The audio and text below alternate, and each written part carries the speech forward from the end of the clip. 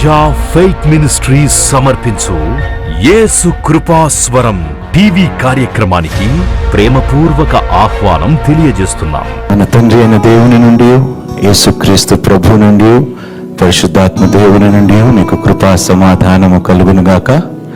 ఆమేన్. 100 సంవత్సరాల సినీ పరిశ్రమలో, సినీ చరిత్రలో ఎందరో గొప్ప నటులు నటించారు, గొప్ప పేరు సంపాదించుకున్నారు, రంగురంగుల జీవితాన్ని అనుభవించారు.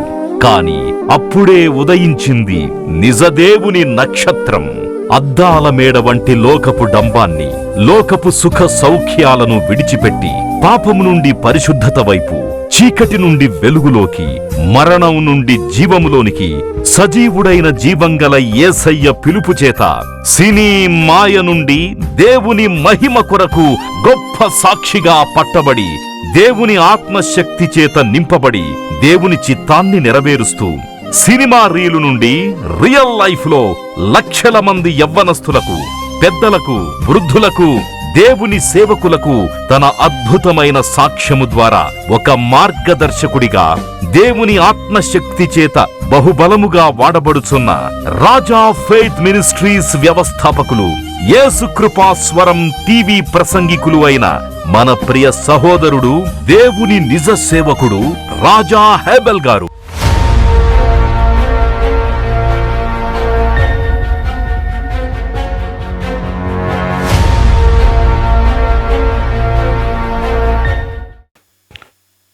ప్రభు పేట మీ అందరికీ వందనాలు. షలోం. చదువుదామమ్మా. ప్రకటన గ్రంథము 6వ అధ్యాయము మనం చూసాము.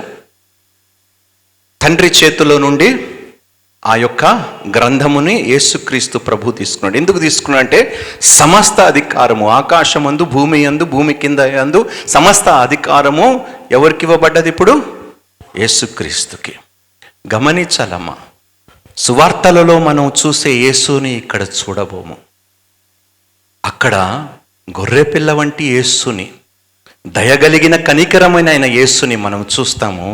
ఇక్కడ తీర్పు తీర్చే సింహముని మనం చూడబోతున్నాము. ఎందుకంటే ఎప్పుడు కూడా ఒక నాణ్యానికి 2 వైపులు ఉంటాయి.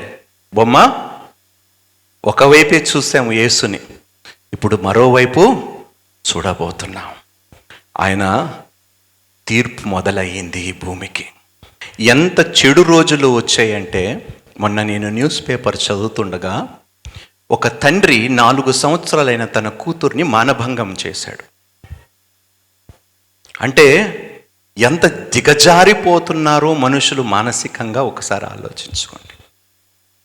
చెడుతనము ఇంకా విస్తరింపబోతుంది, చెడుతనము భయంకరంగా వ్యాపించబోతుంది. ఈ భూమి మీద మంచిదంటూ ఏమీ లేకుండా పోతుంది. న్యాయము కోసం వెతికినా ఈ భూమి మీద అంచె దినముల్లో మీకు ఎక్కడో దొరకదు. అలాంటి చెడు రోజుల్లో బ్రతుకుతున్నా కూడా, దేవుడు ముందుగానే మనల్ని హెచ్చరించినా కూడా మనలో ఏమాత్రము భయము లేదు. ఈ ప్రకటన గ్రంథము నేను ఎన్నిసార్లు చదివా నాకే తెలియదు, కానీ ప్రతిసారి చదివితే నాలో వణుకు పుడుతుంది, ఒక భయము. అంచెదినముల్లో ఏమంటాడో తెలుసా? పిల్లలు తల్లిదండ్రుల మీద తిరుగుబాటుతనం చేస్తారంట. మీరు కొంతకాలం క్రితము ఒక టీవీలో, న్యూస్ ఛానల్లో ఒక సంఘటన మనకి చూపించారు. ఒక కుమారుడు వృద్ధాప్యములో ఉన్న తల్లిని నడవలేదు పాపం, ఆమెను మోసుకుంటూ మెల్లిగా మెట్లు ఎక్కిచ్చాడు. మిద్ద మీదకి తీసుకొని పోయి అక్కడి నుంచి నెట్టేశాడు సొంత తల్లిని. ఎందుకంటే భారం అయిపోయిందంట తల్లిని. ఇలాంటి దౌర్భాగ్యమైన రోజులు చూడబోతున్నాము. మీలో ఎవరు తిరుగుబాటుతనము చేయబోతున్నారో నాకు తెలియదు, కానీ దేవుడు హెచ్చరిస్తున్నాడు. నీ తండ్రిని, నీ తల్లిని సన్మానిస్తేనే నీకు దీర్ఘాయువుని ఇస్తాను. ఎందుకంటే భూమి మీద నీకు అనుగ్రహింపబడిన అధికారానికే నువ్వు లోబడకపోతే, ఆ తండ్రికి నువ్వు ఏ విధంగా నువ్వు లోబడతావు? ఆయన అధికారానికి నువ్వు ఏ విధంగా లోబడతావు? ఇక్కడే నీకు ఎంత తిరుగుబాటుతనం ఉంటే, తల్లిదండ్రుల్ని ఎదిరించి నువ్వు బ్రతికితే రేపు గొడవలు చేయవా నీ తల్లిదండ్రులతో? హత్య దాకా పోతుంది నాన్న. రాబోయే రోజుల్లో పిల్లలే హంతకులుగా మారుతారంట. భయంకరమైన చెడు రోజుల్లో మనం బ్రతకబోతున్నాం. అందుకని హెచ్చరిస్తున్నాను, మీరు కానీ సువార్త ప్రకటించి కాస్త మందినైనా దేవుని వైపు త్రిప్పకపోతే మానవాళికి ఏమాత్రము చెప్పాలి రక్షణ ఉండనే ఉండదు. రండి చదువుదాం ఏం రాయబడిందో. ప్రకటన గ్రంథము 6వ అధ్యాయం 8వ వచనం నుండి చదువుదాం. అప్పుడు నేను చూడగా ఇదిగో పాండూర వర్ణము గల ఒక గుర్రము కనబడెను. దాని మీద కూర్చున్న వాని పేరు మృత్యువు. పాతాళ లోకము వానిని వెంబడించెను. ఏమిటంట ఆ గుర్రము మీద కూర్చున్న వాడి పేరు ఏమిటి? గుర్రము బయలుదేరినప్పుడు అంట 1/4 ఆఫ్ ద పాపులేషన్ చచ్చిపోతుందంట. కరోనా వచ్చినప్పుడు ఈ లోకంలో భూమి మీద ఎంతమంది చనిపోయారు ఏమైనా లెక్క ఉందా? చెప్పాలి. 50 మిలియన్, ఇంకా ఎక్కువే కదా, 50 మిలియన్ కన్నా చాలామంది చనిపోయారు. ఈ గుర్రము మీద కూర్చున్న వాడు బయలుదేరినప్పుడంట చాలా మంది చనిపోబోతున్నారు. దేనితో?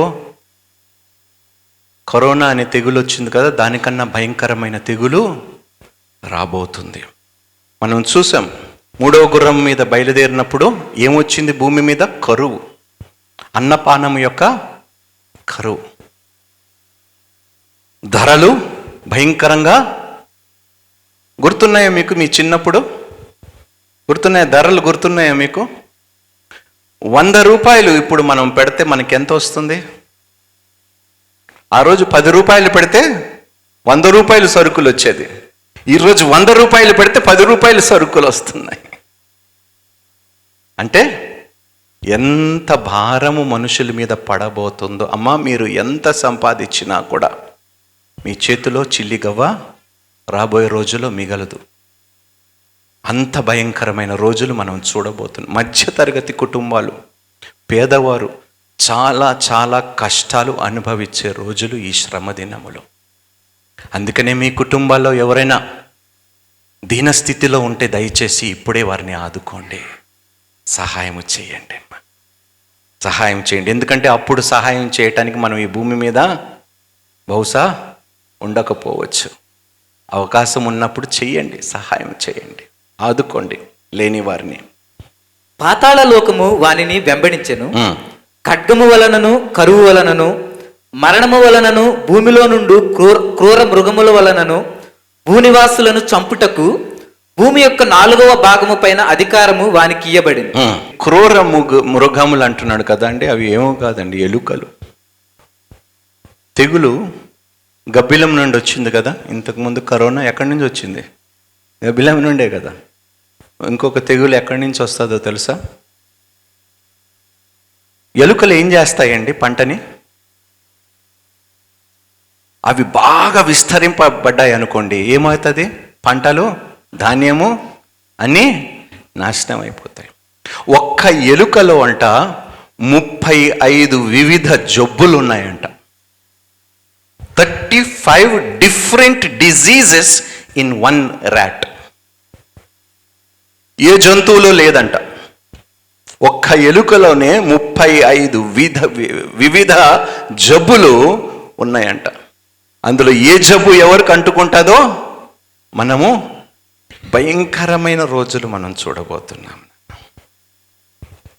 మనము అంటే ఆత్మీయంగా లేనివారు, వారి జీవితాల్ని సరిచేసుకోకుండా ఇష్టానుసారంగా బ్రతికేవారు ఇవన్నీ అనుభవించబోతున్నారు. చదువుదాం నాన్న. ఆయన 5వ ముద్రను విప్పినప్పుడు దేవుని వాక్యము నిమిత్తమును తాము ఇచ్చిన సాక్ష్యము నిమిత్తమును వధింపబడిన వారి ఆత్మలను బలిపీఠము క్రింద చూచితిని. ఏమవ్వబోతుందంటే భయంకరమైన పర్సిక్యూషన్ రాబోతుంది. ఏం రాబోతుంది? శ్రమ. ఎవరికి ఎవరికి ఎవరికి?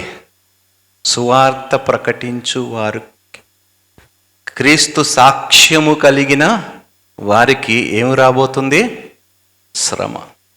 ఎప్పుడు ఎన్నడూ చూడని వంటి శ్రమ. చాలామంది చనిపోబోతున్నారంట ఆ శ్రమ దినములో. అమ్మా, ఎవరికి ఎలాంటి మరణము వస్తుందో నాకు తెలియదు, కానీ బైబిల్ గ్రంథం ఒకటే చెప్తుంది, అంతము దాకా సహించువాడు మాత్రమే రక్షింపబడును.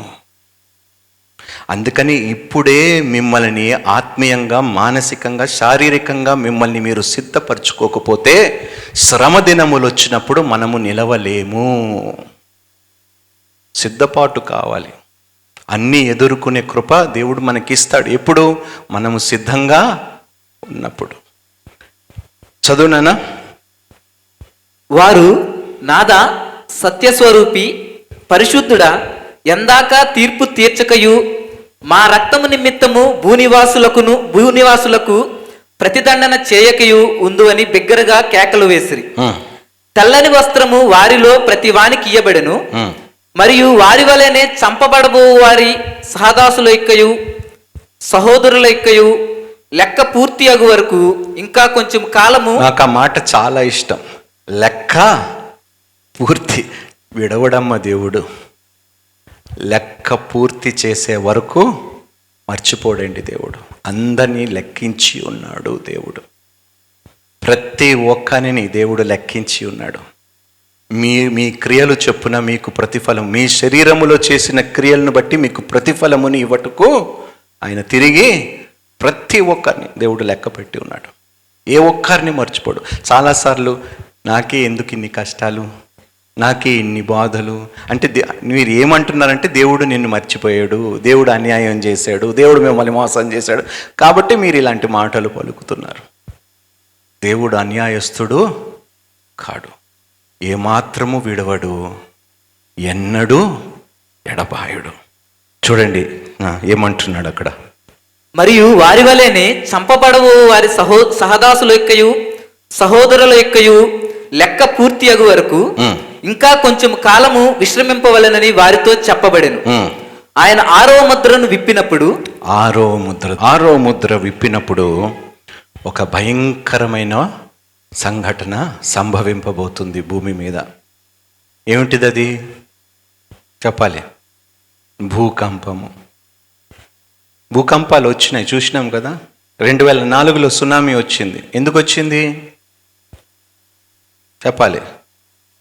ఎక్కడో ఇండోనేషియాలోని జావా అనే ప్రాంతంలోని రిక్టర్ స్కేల్లో 9 వస్తే ఎక్కడో ఇండోనేషియాలోని భూకంపం వస్తే సునామీ ఎక్కడ దాకా వచ్చింది చెప్పాలి. మన చీరాల, మచిలీపట్నము, మద్రాసు అవన్నీ ప్రాంతాలకు వచ్చినాయి. చచ్చినారా లేదా? అమ్మా, ఎక్కడో జరుగుతుందని చెప్పి మీరు సంతోషించకండి. ఎక్కడ జరిగినా కూడా దాని ప్రభావము ఇక్కడ కూడా ఉంటుంది. అలాంటి భయంకరమైన భూకంపము సంభవింపబోతుంది. ఎప్పుడు ఎవ్వరు ఎన్నడూ వినని వంటి చూడని వంటి ఒక భూకంపము రాబోతుంది. 9 రిక్టర్ స్కేల్ మీద కన్నా ఎక్కువగా, అంటే ఆల్మోస్ట్ సైంటిస్ట్ చెప్తున్నది ఏమిటంటే, ఎవరైతే ఎర్త్క్వేక్ స్టడీ చేస్తారో రాబోయే కాలంలో the earthquake intensity will grow to 11.5 on the Richter scale అంటున్నారు స్కాలర్స్, రీసెర్చర్స్. 9కే ఇంత మంది చనిపోతే, జపాన్లో చూశారు కదండి సునామీలో ఎలా కొట్టుకుపోయినారు, థాయిలాండ్లో కొట్టుకుపోయినారు, అనేక ప్రాంతాలు సముద్ర తట్టు తీరంలో అనేక మంది ఒక్క భూకంపముతో. ఇంతమంది చనిపోతే యేసుక్రీస్తు గ్రంథము తెరిచినప్పుడు, ఆ ముద్ర విప్పినప్పుడు వచ్చే భూకంపము సామాన్యమైనది కాదు.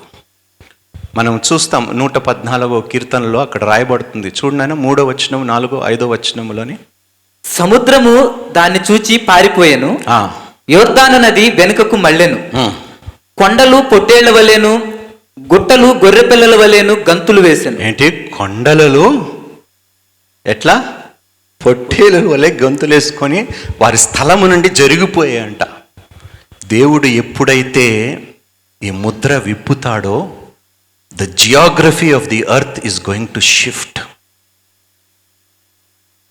ప్రాంతాలు మారిపోబోతున్నాయి. కొండలు ఉన్న స్థలము నుండి వేరే స్థలానికి వెళ్ళబోతున్నాయి. అంత భయంకరమైన తీవ్రమైన భూకంపము సంభవింపబోతుంది. అందుకనే అంటాను, దయచేసి నశించిపోతున్న వారికి సువార్త ప్రకటించండి. ఈ తీర్పు దినములో, ఈ శ్రమ దినములో వారు లేకుండా ఉండునట్లుగా, వారు ఎత్తబడే గుంపులో ఉండునట్లుగా మీరు వెళ్ళి కాస్త నోరు విప్పితే బహుశా 100 మందిలో ఒక్కడు రక్షింపబడినా కూడా సంతోషమే. దేవునికి మహిమ కలుగునుగాక. ప్రభువా, ఇంతమందికి నేను చెప్పినా ఎవరు వినటం లేదు, చెప్పి కూడా ప్రయోజనం లేదు అనుకుంటే లాభం లేదు. చదువుదాం నాన్న. ఆయన 6వ ముద్రను విప్పినప్పుడు నేను చూడగా పెద్ద భూకంపము కలిగాను. సూర్యుడు కంబలి వలె నలుపాయను. ఏమిటంట? సూర్యుడే నలుపు అయిపోయాడంట. అంటే ఊహించండి ఏ స్థాయిలో భూకంపం వచ్చిందో.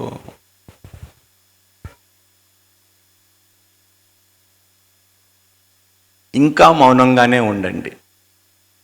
ఇంకా ఉద్యోగాల గురించి ఆలోచించండి, ఇంకా ధనము గురించే ఆలోచించండి, ఇంకా పిల్లల గురించే ఆలోచించండి. కానీ ప్రజలు నశించిపోతున్న ఆత్మల గురించి, ప్రజల గురించి మాత్రం మీరు ఆలోచించకండి. కొవ్వొత్తు వలె సంఘములో ప్రేమ చల్లారిపోతున్నా కూడా మీరు వాటి గురించి ఆలోచించకండి. సంఘములోనే ప్రేమ లేకుండా పోతుంది ఒకరిని ఎడల ఒకరు. ఇంకా బయట ఏం ప్రేమ చూపిస్తాం మనం? చదువు నాన్న. చంద్రబింబమంతయు రక్తవర్ణమాయను. పెద్ద గాలి చేత ఊగులాడు అంజూరపు చెట్టు నుండి ఆ కాలపు కాయలు రాలినట్టు ఆకాశ నక్షత్రములు భూమి మీద రాలెను. ఆకాశ నక్షత్రములు అంటే ఏమిటో తెలుసా? ఆస్ట్రాయిడ్స్. ఒక ఆస్ట్రాయిడ్ సైజ్ ఒక పెద్ద సిటీ అంత ఉన్నదంట. అది భూమి వైపుకు వస్తుందంట. Present it is coming in the way of the earth. మన వాళ్ళు ఏం చేస్తున్నారంటే న్యూక్లియర్ బాంబ్స్ని ఆ ఆస్ట్రాయిడ్ మార్గంలో పంపించి దాన్ని అక్కడే డెటోనేట్ చేయడానికి ట్రై చేస్తున్నారు. నేను అనుకున్నాను, దేవా నువ్వు చాలా గొప్పవాడివి ప్రభా. మనుషులు ఇంతింత రాళ్ళతో కొట్టుకొని చేస్తారు, కానీ నువ్వు అక్కడి నుంచి పెద్ద రాయి వేస్తున్నావు తండ్రి. అందుకనే బహుశా దేవుడు రాళ్ళు పెట్టాడు అక్కడ. వీళ్ళు రాయి వేస్తేనే వీళ్ళు నా మాట వింటారు, అందుకని రాళ్ళు పెట్టిండు దేవుడు. పడబోతున్నాయి నాన్న, పెద్ద పెద్ద రాళ్ళు పడబోతున్నాయి. అందులో మన కుటుంబీకులు కూడా ఉంటారు, మన పిల్లలు కూడా రాళ్ళ కింద ఉంటారు నాన్న. మీరు కానీ మీ పిల్లలకి వాక్యము నేర్పించకుండా, సరే మీ బ్రతుకు మీరు బ్రతకండి అని వారిని ఈ లోకంలో విడిచిపెట్టేస్తే వాళ్ళకి రాబోయే రోజులు చాలా భయంకరమైన రోజులు, శ్రమ దినములు. అందుకనే అంటాను, దేవా 3 ఆడపిల్లల్ని ఇచ్చావు తండ్రి. జ్ఞానవంతురాలుగా వారిని పెంచే జ్ఞానము నాకు, నా భార్యకి ఇవ్వు ప్రభా. చిన్న వయసులోని వారిని నడిపించిన త్రోవలు నడిపిస్తే పెద్దగైన తర్వాత ఆ మార్గం నుండి వారు తొలగిపోరు. ఇప్పటికైనా ఆలస్యము కాలేదు.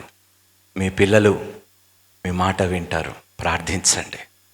ప్రార్థన చేసి, ప్రభువా నా పిల్లలు నాకు లోబడినట్లుగా కృప దయచేయి ప్రభువా.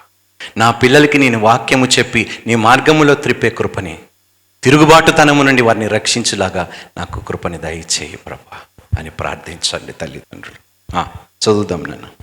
మరియు ఆకాశ మండలము చుట్టబడిన గ్రంథము వలెనై తొలగిపోయాను. ఎప్పుడు జరుగుతుందో తెలుసా? ఆకాశము చుట్టబడిన గ్రంథము వలె. అది ఎప్పుడు జరుగుతారో తెలుసా? భూకంపం వచ్చిన తర్వాత అంట. మనుషులు మారలేదంట, యుద్ధము చేస్తారంట. Nuclear war. ఏం జరగబోతుంది? న్యూక్లియర్ బాంబ్ ఏం చేస్తుందో తెలుసా? అది భూమి మీద పడినప్పుడు ఒక పెద్ద వాక్యూమ్ క్రియేట్ అవుతుంది ఫస్ట్. ఆ వాక్యూమ్ క్రియేట్ అయ్యి మళ్ళీ అదంతా దాని లోపలికి వెళ్ళి అప్పుడు అది స్ప్రెడ్ అవుతుంది. అది స్ప్రెడ్ అయినప్పుడు ఎవ్వరూ నిలవలేరు. The atomic power from that bomb is immense. చాలామంది, అందుకనే అంటాను, మనం తెలుగులో అంటాం కదా, ముందు ఉన్నది ముసలా పండగ కాదు, భయంకరమైన పండుగ. మీరు చేసుకుంటున్నారు, పండగలు చేసుకోండి, మీ పిల్లల గురించి ఆలోచించండి. అందుకని యేసు అన్నాడు, నా కోసము ఏడవకండి, మీకోసము మీ పిల్లల కోసము. ఎందుకన్నాడో తెలుసా? నా తీర్పు రోజు రాబోతుంది. గ్రంథం విప్పే రోజు ఉన్నది. నా చేతిలోనే సమస్త అధికారం ఉన్నది. అయ్యో, మీకోసము మీ పిల్లల కోసం ఏడవండి, నా తీర్పు కింద మీరు రాకుండా ఉండునట్లు.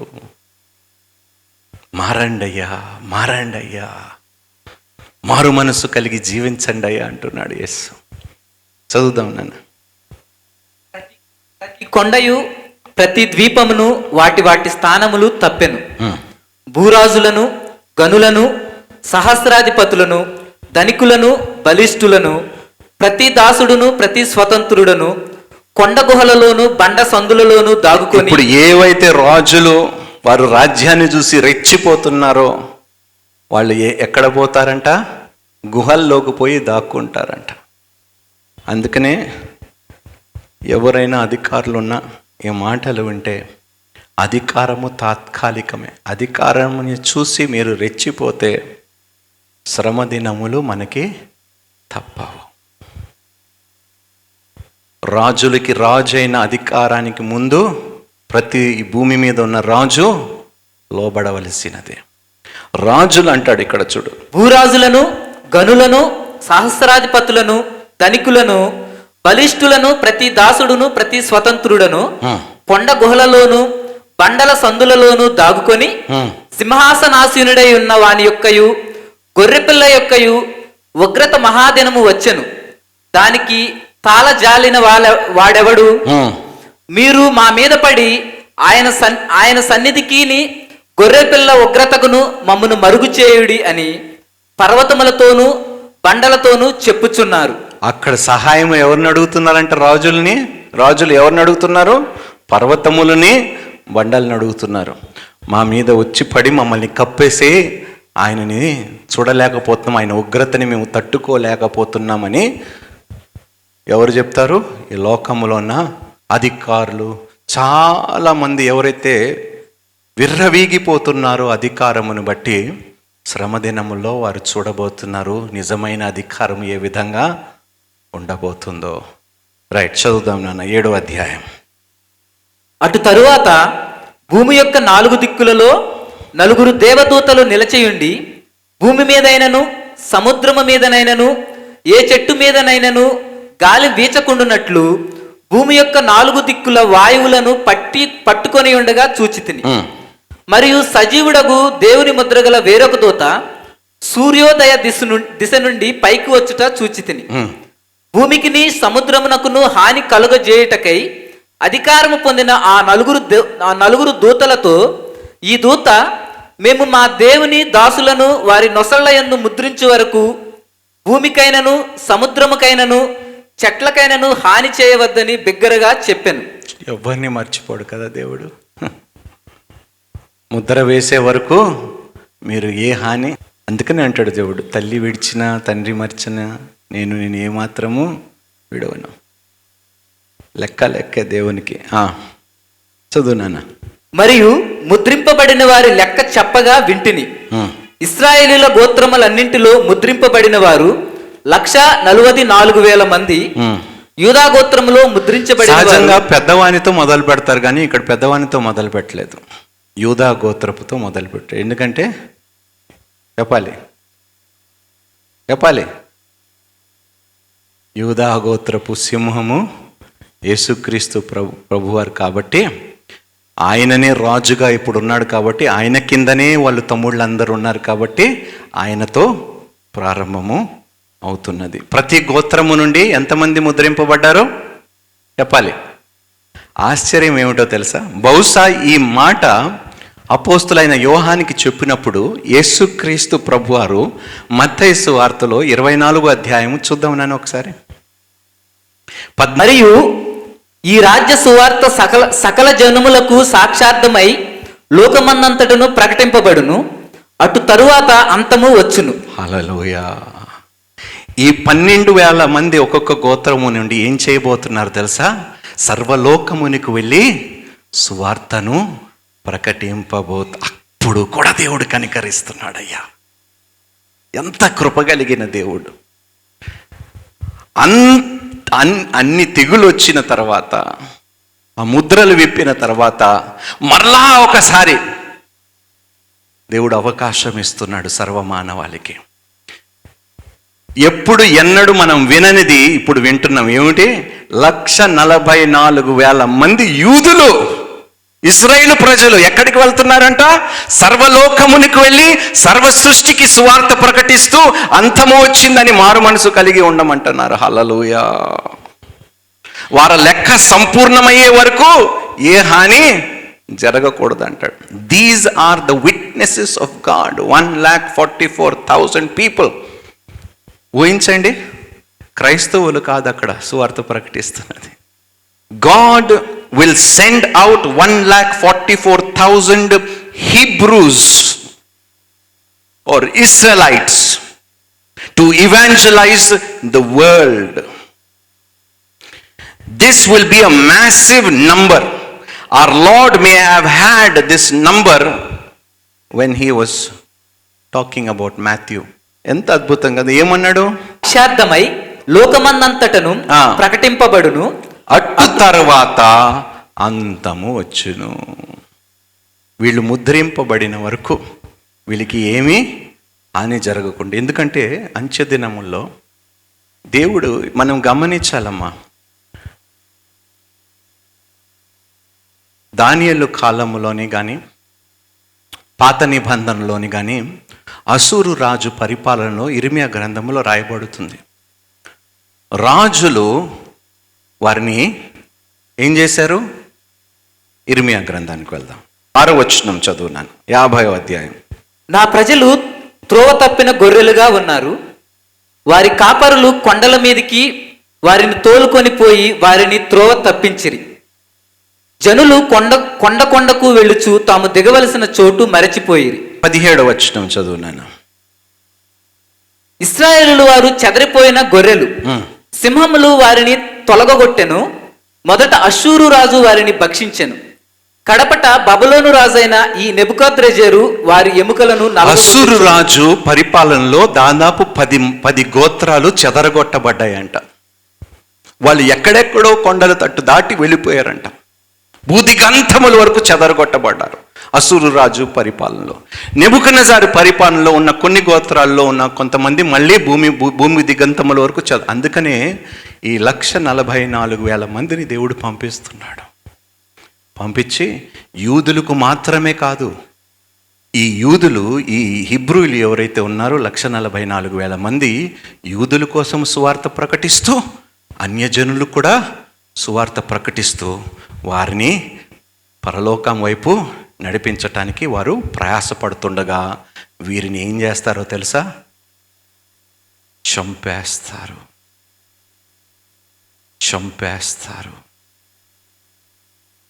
చూద్దాం ఏం జరుగుతుందో నాన్న. మరియు ముద్రింపబడిన వారి లెక్క చెప్పగా వింటిని.